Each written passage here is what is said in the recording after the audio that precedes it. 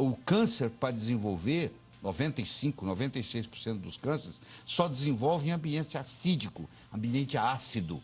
Então, quando você ingere uma substância alcalina, você facilita a prevenção do câncer. Mas essa diferença que parece pequena, de 4 para 10, é muito grande no nosso organismo? Isso é logarítmico, isso é expoente. Só para você ter uma ideia, um refrigerante tem um pH de 2,5. Vamos pôr o sangue com 7,5. 2,5 para 3,5 é 10, 3,5 para 4,5, 100, 4,5 para 5,5, 1.000, 5,5 para 6,5, 10.000, 6,5 para 7,5, 100 mil. Você tomar um copo de refrigerante, tomar um copo de água com 7,5, a diferença do potencial hidrogênio iônico é de 100 mil vezes. Porque isso é um expoente, isso é exponencial. Por isso que o refrigerante está sendo tão falado como o pior alimento do mundo. O refrigerante é veneno. É veneno? Nem no final de semana eu aconselho que você deixe seus filhos tomar. Porque se cria uma série de problemas.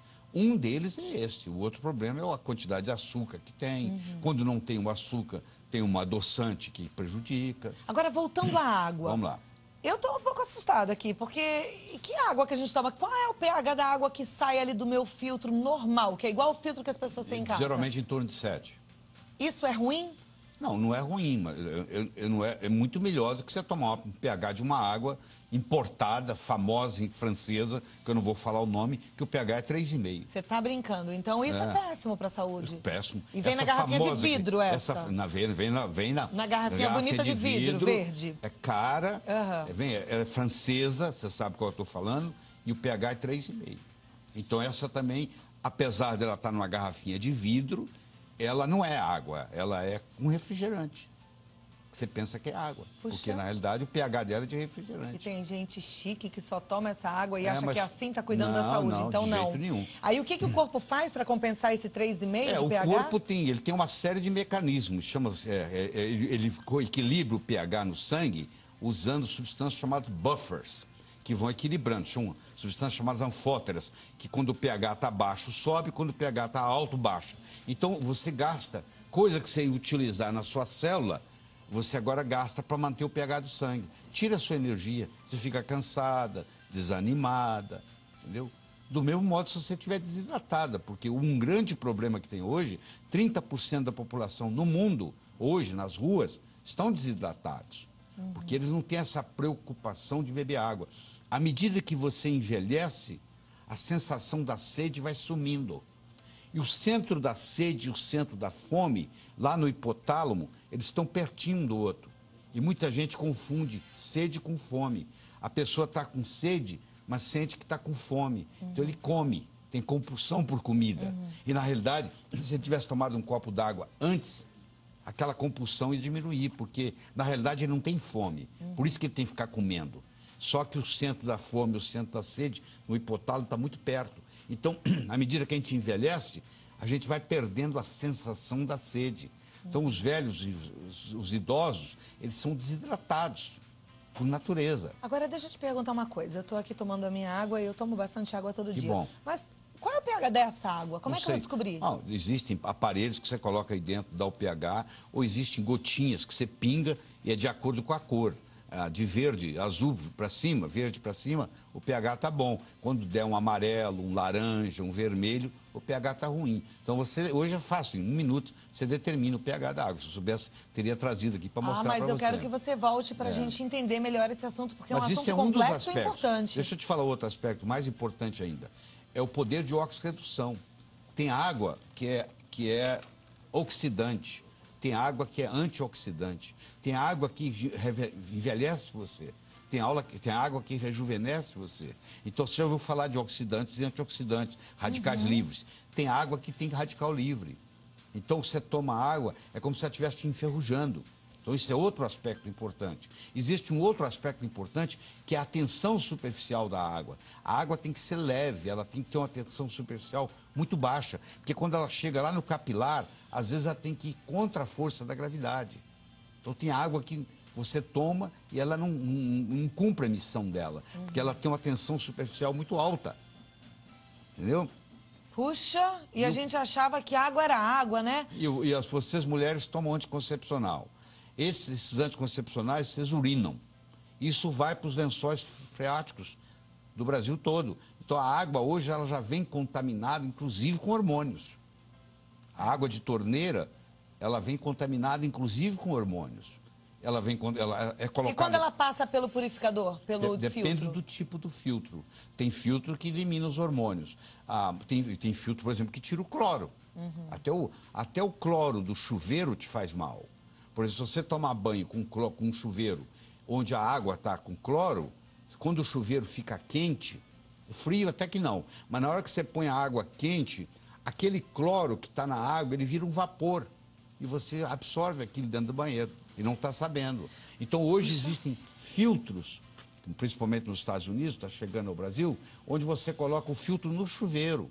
Então, só pelo cloro. Então, o filtro não deixa passar o cloro. Então, você toma um banho de chuveiro sem cloro. Aí você pode tomar banho de chuveiro quente, porque você não vai ter esse problema. A mesma coisa, Cláudia, em uma sauna úmida.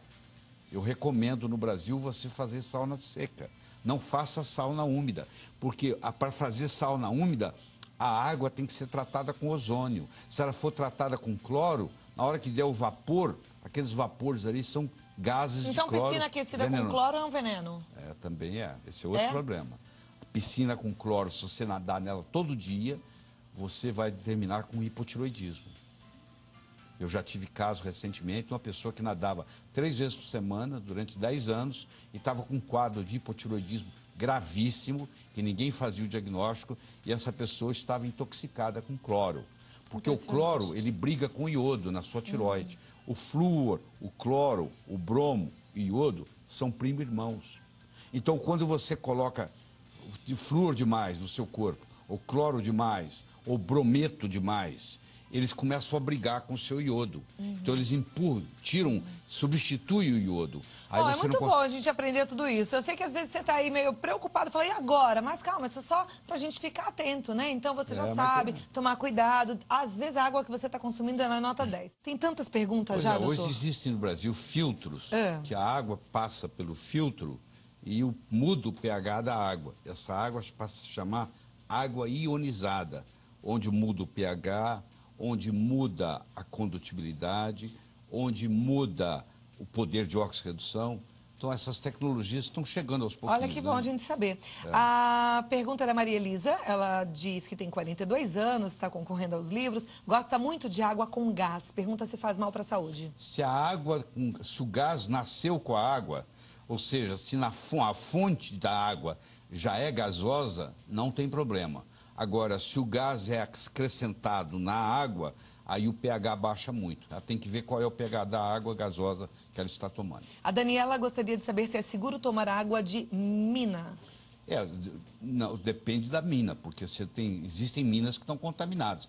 Você tem que pedir uma avaliação, isso é fácil fazer análise da água, em qualquer cidade, se é possível. Uma vez feito a análise, você fica mais tranquilo. Ok. A Terezinha Tomás, boa tarde, eu faço parte de uma empresa que trabalha com um aparelho que dá água alcalina. Sim. E ela gostaria que a gente falasse um pouquinho mais dessa água. Pois é, eu estava dizendo, existem aparelhos, são filtros, que além de da água passa por esses aparelhos, eles fazem a filtragem, eliminam as impurezas e, por um processo tecnológico, muda o pH da água. E uma água que, por exemplo, de torneira, que entra com pH 7, ele pode sair na hora de você beber com pH 9. E aí faz aquela compensação.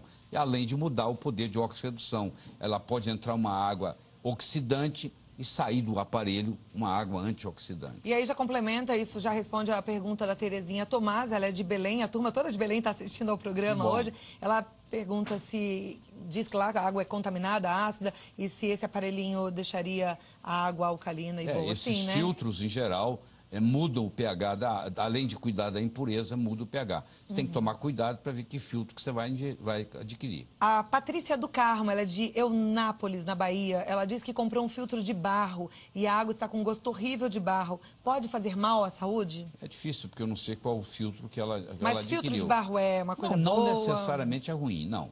Não necessariamente é ruim. Agora, tecnologicamente, não tem os mesmos recursos desses filtros que ionizam a água. É uma questão de o que você vai dirigir, uma bicicleta ou um carro, né? Okay. A bicicleta também te leva de um lugar para o outro.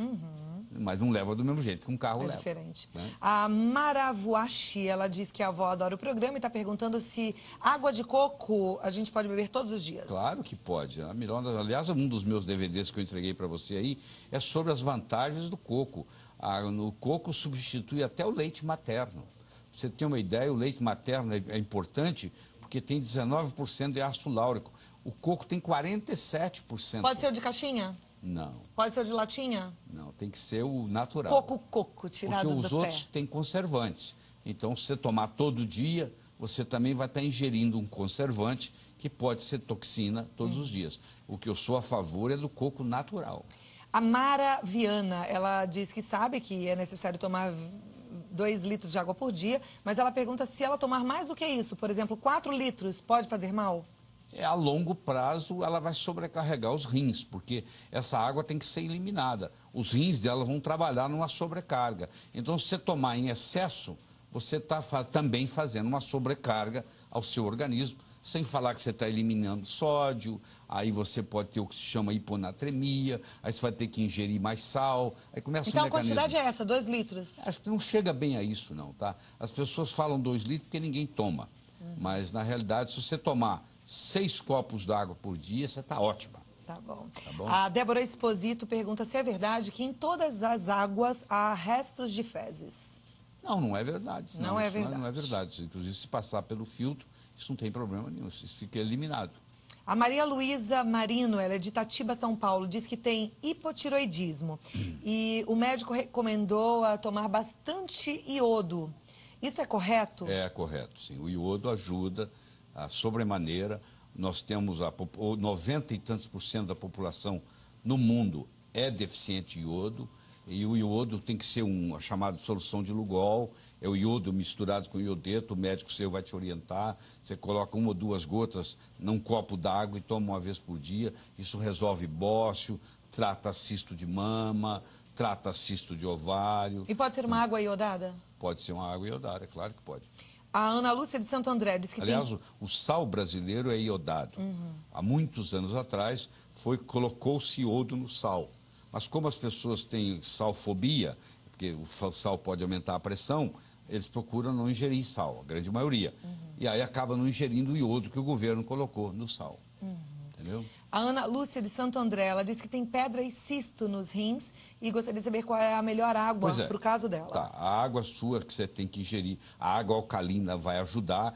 A grande maioria das pedras no rins é oxalato de cálcio. Um outro produto que não vai deixar você ter crise renal é você fazer uso de magnésio. Cloreto de magnésio, por exemplo. São embalagens de 33 gramas, que é baratíssimo, menos de R$1, e você coloca num litro e bebe por dia aquilo. O cloreto de magnésio é uma prevenção e tratamento contra a litíase renal, que é o que você tem, que é cálculo nos rins. Muito bom, hein? Gildete, do Distrito Federal, ela toma água sem filtrar. Antes ela coloca diretamente no recipiente de vidro e toma bem gelada. Ela pergunta quais são os cuidados que ela deve tomar nesse caso. Lá onde ela mora, se a água lá tem uma qualidade boa e não tem um pH muito baixo, eu não vejo problema nenhum. A Elaine Mota diz que tem uma filha especial e que devido aos engasgos, como ela é especial, ela engasga, com os líquidos, ela toma água com espessante alimentar. Isso modifica a função da água no seu organismo? Não modifica não. Não tem problema nenhum fazer com espessante. Aliás, parte da água, 40% da água que nós tomamos por dia vem na forma de alimentos. Por isso, quando a gente fala 2 litros, na realidade é 1 litro e qualquer coisa, porque o arroz tem água, o feijão tem água. Então, parte dos 2 litros por dia vem dos alimentos. A Maria Gorete pergunta se a água de coco faz mal para quem tem diabetes. Não, pelo contrário. Existem estudos mostrando que nas ilhas onde predomina na alimentação o coco, não existe diabetes. E pessoas que passam a ingerir ou o óleo de coco ou a água de coco, em geral, tem que diminuir a dose de insulina, se tomam insulina. Okay. É benéfico. Eu queria passar a tarde toda conversando com o Dr. Laí Ribeiro, né? Uma fonte de cultura e conhecimento e nos ajudou bastante a entender sobre esse assunto. Fico feliz. Mas volta pra gente conversar um pouquinho mais sobre outros também, ok? Tá bom, querido. lairibeiro.com.br é o site, www.lairibeiro.com.br.